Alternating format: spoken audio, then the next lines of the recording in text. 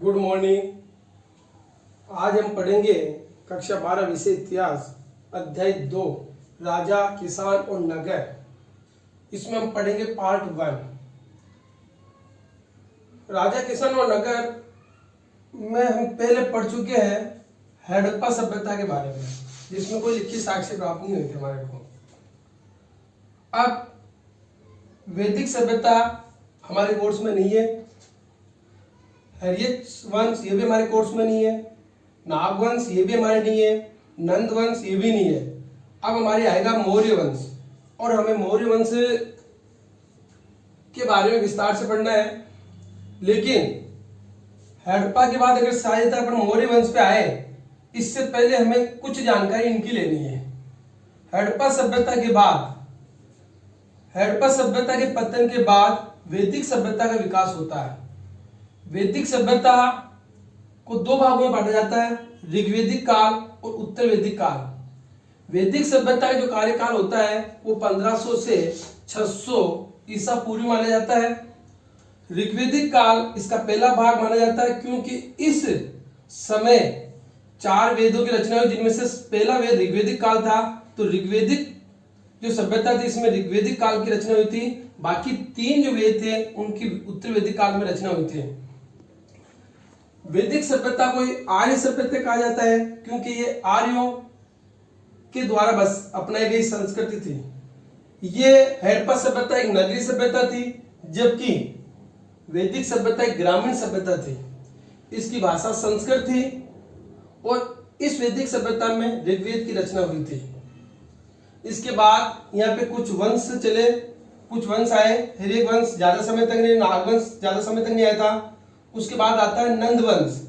नंद वंश का जो समय है वो 344 से 321 ईसा पूर्व माना जाता है। नंद वंश का जो संस्थापक था महापद्म नंद था, और जो इसका अंतिम शासक था वो था घनानंद। और नंद वंश के बाद मौर्य वंश की स्थापना हुई। मौर्य वंश का जो प्रतापी शासक था वो था चंद्रगुप्त मौर्य। चंद्रगुप्त मौर्य ने अपने गुरु चाणक्य की सहायता से नंद वंश के अंतिम शासक घनानंद को पराजित करके मगध पर मौर्य वंश की नींव रखी थी। मौर्य वंश का जो कार्यकाल था वो 322 से 185 ईसा पूर्व माना जाता है। लेकिन अभी जो एनसीईआरटी किताबें आपकी आई है उसमें 321 दिया गया है, इसलिए आपको 321 ही मानना है। अब मौर्य वंश के बारे में हम पढ़ेंगे विस्तार से। ईस्ट इंडिया कंपनी का अधिकारी चैम प्रिंसेप ने 1830 में के दशक में ब्राह्मी और खरोष्टी लिपियों का अर्थ निकाल लिया था। आरंभिक अभिलेख तथा सिक्के में इन्हीं लिपियों का उपयोग किया गया था। जेम्स प्रिंस ने पता लगाया कि अधिकतर सिक्कों और अभिलेखों पर प्रियदर्शी शब्द लिखा हुआ है, जिसका अर्थ होता है मनोहर मुखाकृति वाला राजा, यानी सुंदर चेहरे वाला या सुंदर आकृति वाला राजा। प्रियासी कुछ अभिलेखों में राजा का नाम अशोक भी मिला है, क्योंकि बौद्ध ग्रंथों के आधार पर अशोक सबसे अधिक प्रसिद्ध राजा रहा था। अब इसी क्रम में हम पढ़ेंगे अभिलेख और अभिलेख शास्त्र। अभिलेख और अभिलेख शास्त्र में पत्र धातु, मिट्टी के बर्तन पर खुदे हुए लेख को अभिलेख कहा जाता है। पत्थर, धातु या मिट्टी पर खोदकर जो लिखा जाता है उसे अभिलेख कहा जाता है, और अभिलेखों का अध्ययन करना ही अभिलेख शास्त्र कहलाता है। जो भी व्यक्ति अभिलेखों को बनवाता था उनमें उन लोगों की उपलब्धियों, उनकी विजय, उनके क्रियाकलाप, उनके धार्मिक अनुष्ठान आदि को लिखा जाता था। कुछ अभिलेखों में इनके निर्माण की तारीख भी मिली है, जो कि इतिहास लिखने में साक्ष्य शामिल होते हैं। प्राचीन अभिलेख प्राकृत भाषाओं में लिखे जाते थे, और प्राकृत भाषा आम जनता की भाषा मानी जाती थी। इसके अतिरिक्त तमिल, पाली और संस्कृत भाषा भी मौर्य वंश के लोग काम में लेते थे। अब इसी क्रम में हम आगे पढ़ेंगे जनपद और महाजनपद। जनपद व महाजनपद। हड़प्पा के बाद वैदिक सभ्यता का विकास हुआ। वैदिक सभ्यता के बाद लोग कस्बों में जा जाके छोटे छोटे रूप में बसने लग गए और जनपद का निर्माण हुआ और फिर कई जनपद बन के महाजनपद बने और फिर आगे जाके 16 महाजनपदों का विकास हुआ था। जनपद का मतलब होता है जन प्लस पद। जन का अर्थ होता है जनता, पद का मतलब होता है पेड़, यानी कि जहां लोग आकर बस जाए, ऐसा क्षेत्र जहां लोग निवास करते हैं। महाजनपद लगभग 2500 वर्ष पूर्व कई जनपद अधिक महत्वपूर्ण हो गए थे। इन्हीं महाजनपद कहा जाने लगा था। अधिकतर महाजनपदों की एक राजधानी होती थी। इन्हीं राजधानियों की किलेबंदी की गई थी।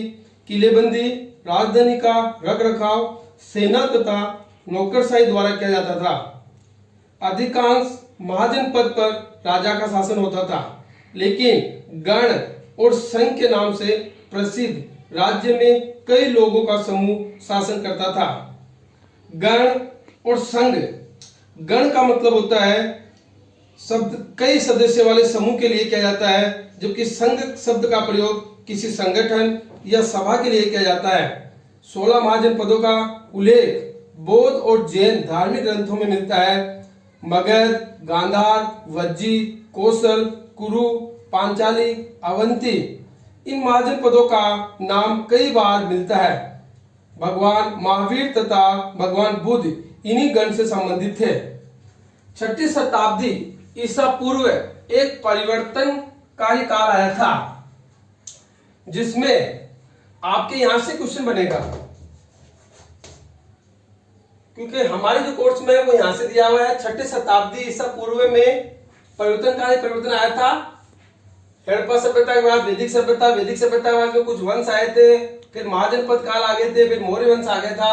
आरंभिक राज्यों का उदय होना, यानी नए नए राज्यों का उदय होना, नगरों का उदय होना, लोहे का बढ़ता प्रयोग, सिक्कों का विकास होना, बौद्ध और जैन दार्शनिक विचारधाराओं का विकास होना, ब्राह्मणों द्वारा धर्मशास्त्र नामक ग्रंथों की रचना करना, इसके अलावा राजा द्वारा जनता से कर वसूल करना, धीरे धीरे कुछ राज्य अपनी सेना और नौकरशाही खुद बनाने लग गए। धर्मशास्त्रों के अनुसार क्षत्रिय राजा बन सकते हैं, जबकि नहीं, अन्य कोई भी बन सकता है, लेकिन ये कहा गया है धर्मशास्त्रों में। अब हम पढ़ेंगे 16 महाजनपदों में जो सबसे महत्वपूर्ण है वह है मगध, जो सबसे महत्वपूर्ण माना जाता है। इसी क्रम में हम पढ़ रहे हैं 16 महाजनपदों में जो सबसे महत्वपूर्ण था, जो सबसे प्रथम स्थान पर आता था, वो है मगध। मगध वर्तमान में बिहार में है और प्राचीन काल में बिहार और छत्तीसगढ़ दोनों में था और वर्तमान में बिहार में आता है। सबसे पहले इसकी राजधानी राजगृह है या राजगृह बोल सकते हैं, और बाद में इसकी राजधानी पाटलिपुत्र बन गई, जिसको वर्तमान में पटना कहते हैं। मगध 6ठी से 4ठी शताब्दी ईसा पूर्व में सबसे शक्तिशाली महाजनपद था और इसकी शक्तिशाली होने के पीछे कई कारण थे। उपजाऊ भूमि थी जिसमें अच्छी फसल होती थी, लोहे की खानें उपलब्ध थी, लोहे से औजार तथा हथियार बनाना आसान था, जंगलों से हाथी उपलब्ध थे, सेना में हाथियों को शामिल किया जाता था, गंगा और इसकी उपनदियों से आने का रास्ता आसान व सस्ता था, मगध प्राकृतिक रूप से भी सुरक्षित था, मगध से योग्य तथा शक्तिशाली शासक भी थे, जैसे बिम्बिसार, अजातशत्रु, महापद्मनंद। इन शासकों के बेहतरीन नीतियों के कारण मगध इतना समृद्ध था और 4ठी शताब्दी ईसा पूर्व में इसकी राजधानी पाटलिपुत्र कर दी थी, जबकि पहले इसकी राजधानी राजगृह थी। अब आगे हम पढ़ेंगे पार्ट 2 में।